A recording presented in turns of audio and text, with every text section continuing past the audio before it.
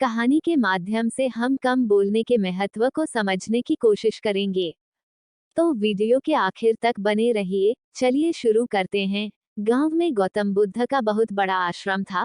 वहां पर एक प्रसिद्ध बौद्ध गुरु रहते थे। वहां पर उनका एक शिष्य बहुत बोलता था। वो हर समय इधर उधर की बातें करता था।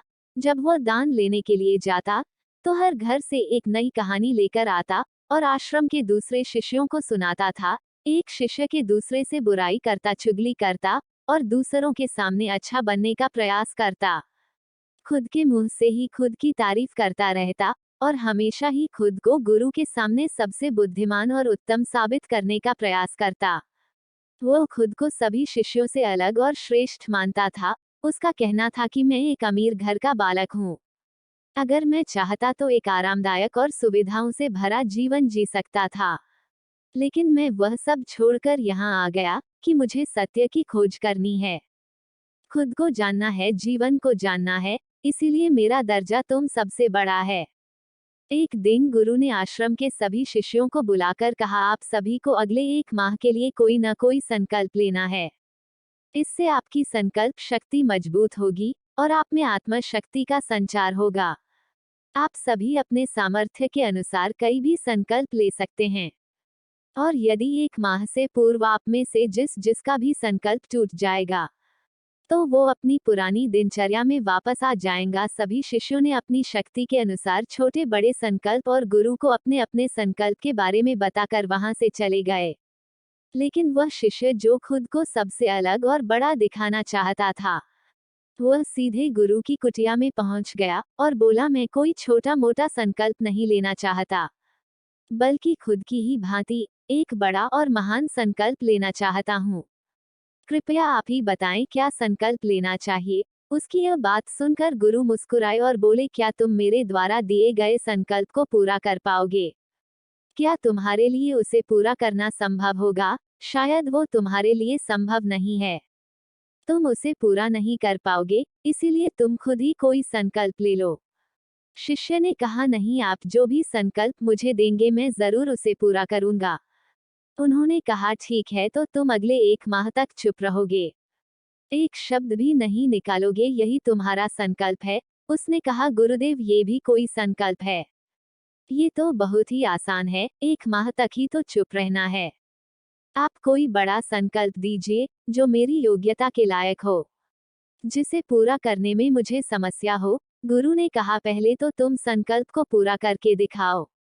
शिष्य ने गुरु की बात मान ली और वह उसी समय चुप हो गया और पलटकर कुटिया से बाहर चला गया। उसे चुप रहना बहुत आसान लग रहा था।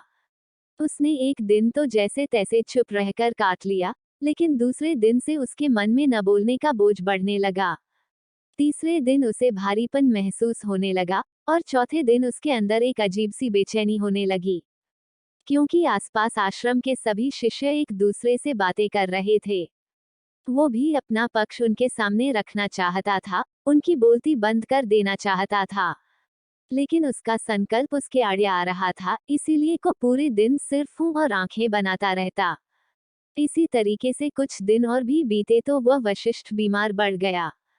उसका सिर फटा जा रहा था, उसको खाने पीने तक का मन नहीं कर रहा था, सिर्फ बोलना चाहता था। वह गुरु के पास गया और उनके सामने बैठा लिखकर उन्हें बताया, गुरुदेव, मैं बोलना चाहता हूँ, बिना बोले मुझे सांस नहीं आ रही, मेरा दम घुटता जा रहा है, मैं अंदर ही अंदर पागल हुआ जा रहा हूँ, मैं क्या करूँ, संकल्प तोड़ दूँ?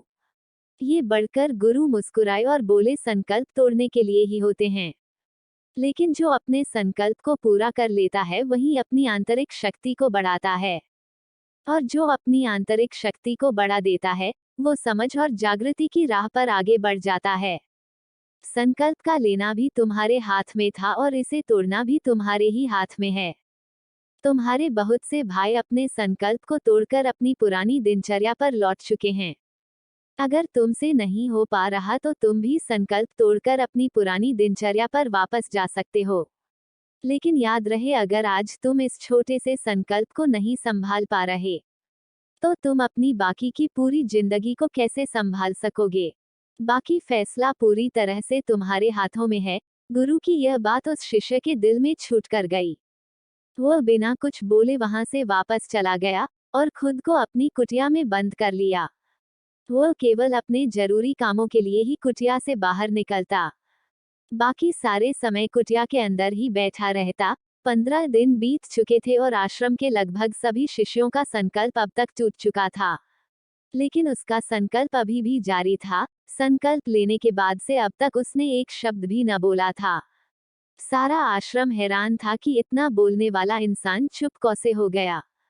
15 दिन बीतने के बाद वह दोबारा अपने गुरु के पास गया और लिखकर बताया है, गुरुदेव मैं बाहर से तो चुप हूँ, लेकिन मेरे भीतर बहुत सी आवाजें, बहुत सी चीख पुकार और शिकायतें हैं। मैं अंदर ही अंदर बात करता रहता हूँ, मेरा मन तरह तरह के प्रश्न पूछता रहता है। मैं बाहर से जितना मौन, भीतर से उतने ही शोर शराबे से भरा हूँ। क्या इस तरह से मेरा संकल्प अभी भी जारी है? गुरु ने कहा, हाँ तुम्हारा संकल्प अभी भी जारी है, लेकिन जब तक लोगों की ये आवाजें तुम्हारे कानों में पड़ती रहेगी, तुम्हारा मन बोलता रहेगा, क्योंकि इसे तो आदत है बोलने की। तुम भले ही बाहर से चुका हो, लेकिन तुम अंदर ही अंदर बोलते रहोगे। तुम्हें इन बातों से, इन आवाजों से दूर जाना पड़ेगा। शिष्य गुरु को प्रणाम कर वहां से चला जाता है और सुबह होते ही अपनी कुटिया छोड़कर जंगल की तरफ चला जाता है। कई दिन बीत जाते हैं, संकल्प का समय भी पूरा हो जाता है, लेकिन शिष्य लौटकर नहीं आया। आश्रम में सभी को डर था कि कहीं जंगली जानवरों ने उसे खा ना लिया। इस बीच उसे ढूंढने की बहुत कोशिश की गई, लेकिन कहीं नहीं मिला। सभी गुरु भाइयों ने मान लिया था कि जंगली जानवरों ने उसे अपना शिकार बना लिया है, लेकिन गुरु को ऐसा नहीं लगता था। एक दिन आश्रम का एक अन्य शिष्य गुरु के पास आया और बोला, गुरुदेव हमारे उस अधिक बोलने वाले भाई के साथ क्या हुआ होगा? क्या जानवरों ने उसे मार दिया होगा? गुरु ने कहा, हो सकता है कि जानवरों ने उसे अपना शिकार बना लिया, लेकिन उसके न लौटने की एक दूसरी वजह भी हो सकती है। शायद उसे वह मिल गया है जिसके लिए वह गया था। शिष्य ने पूछा, गुरुदेव क्या ज्यादा बोलना इतना हानिकारक होता है? गुरु ने कहा, इंसान के जीवन के बहुत सारे दुखों में से एक दुख ये भी है कि वह कभी चुप नहीं रह सकता, हमेशा कुछ न कुछ बोलता रहता है। हमारे बोलने के कारण हमारे आधे से ज्यादा दुख पैदा होते। इसी बात से अधिकतर झगड़ों की वजह हमारा बोलना ही होता है। हम में से कोई भी चुप नहीं रहना चाहता, हम सामने वाले को सुना देना चाहते हैं।